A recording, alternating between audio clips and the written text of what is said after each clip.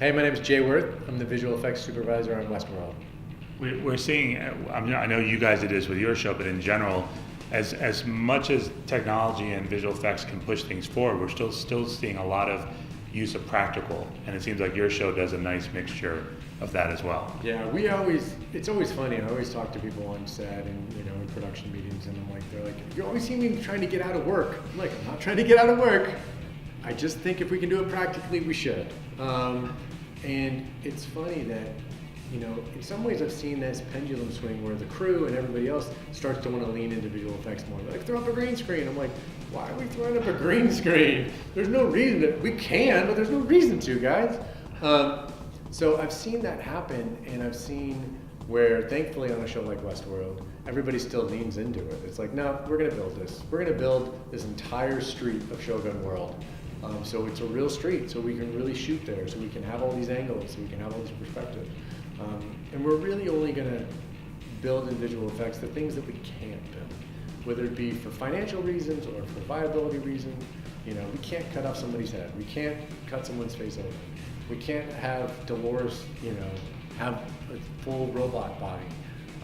We can't have someone's face open up. All these things that we want to be able to tell these stories. It always still comes back to story. So we always look at it from a story perspective. It's like, okay, well, what's the story? What are we trying to tell here? What's this moment try to capture? And what's the best way to do it? Is it to build a full CG drone host? We talked about that. Should it be fully CG? Should it be a person in a motion capture suit? Should it be, something else?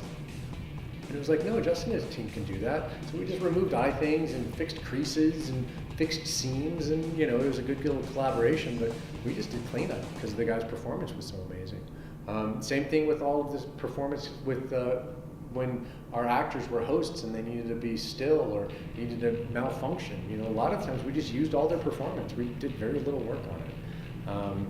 But it was really trying to capture those moments of figuring out what can be practical. I love the scene we did in season 1 on the balcony overlooking the Mesa bar. We shot this direction looking at our set, and then we took a piece of railing and went to Utah and shot over them for the whole scene. Didn't have a lot of time, running out of light, got 12 minutes, but it really helps that practical thing of not having them just in front of a green screen every time, to have that physical reality there. Same thing with when they're driving through the train. James Marsden waking up on a train, that's a train on a flatbed going through Utah, because all of us have struggled with old-time trains and visual effects. It almost never looks great when you throw up a green screen out there. So we throw them on the back of a flatbed all the time. Same thing within season 2, when Dolores and the team was driving through. We put them on a real train car in Fillmore, and we decided putting them on a real train car and replacing everything out in the background was better than having them on a train car and putting them on a green screen. Because there were all those different elements of things. We could shoot up into the sky, we could shoot these different angles. And it gave the actors all these different things, and it gave us a whole lot more freedom to be able to have this practical reality that really fed into the show. The other thing I wanted to get your thoughts on, that goes a little bit away from visual effects, but the fact that you guys have a world, and we're in the real world now dealing with virtual reality, we're dealing with holodecks, we're dealing with all these things that are getting closer and closer, we're dealing with AI robots. What's it like being able to toe that line between this fantasy world in the show and having all this real technology kind of catching up slowly? I love it because it's kind of this weird meshing. We're sitting there going, what are they doing? What are they doing? What are they doing? What does that require of us from a visual storytelling standpoint? What can we say, we don't need to deal with that because it doesn't really affect us. We'll look at it, we'll be inspired, we'll figure it out, but we won't necessarily need to incorporate it. So I love that whole back and forth and figuring out what's essential, what isn't, what we need to dig into, doing research on different things, seeing who's pushing the limits technology-wise, who's kind of innovating in that way, what can we take from that. This whole idea that we've talked about with projection and gaming engines and trying to figure out how can we have a connection there, what can we build, what can we build in CG, what can we build in the gaming engine, how would that work? We love all that stuff and figure out what we can kind of take from a non-traditional VFX world and put into our shows. Yeah, for season 1, you guys actually built a virtual reality experience using Unreal Engine 4 video game technology. We did, and it was incredible. It was actually next to my office all the time, so we could just pop it and be like, "Oh, look, we're in Westworld." So it was, just the kind of the beginning of that, and I'm interested to see where we can take that. We're seeing more and more speakers here this year talking about real time and using game engine technology for TV shows and movies.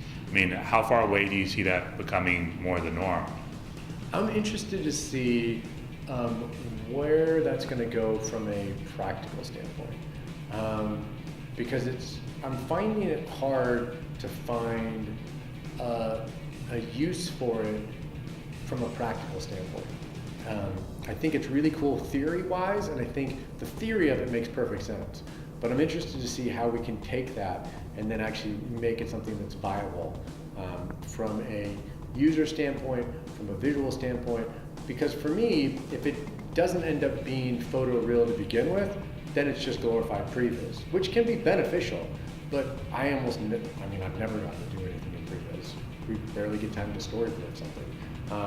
So I'm interested to see if we're going to be able to have a project that's going to be able to be forward thinking enough. We were trying to do it on Westworld. We tried on it for like 18 months. And we just couldn't figure out all the pieces and how they all work. So I'm interested to see if we can get ahead of it a little bit to be able to see if it's going to work for season 3, which I'm really excited about, because we have some interesting ideas that I think would be very effective in using that in sort of a collaboration. And the last thing I wanted to ask you is, at the same time you guys have been pushing things in film and television for years, the video game industry has been pushing things in CGI and storytelling. How do you see the two industries influencing each other, outside of being an inspiration for Westworld to begin with? I think for me, it's just the vastness of video games is mind-boggling to me. I have a friend who works at one of the studios, and it's like, he just laughs. He's like, "Oh, you're doing your cute little 90-minute show? That's adorable. We did 100 hours. How's that feel?"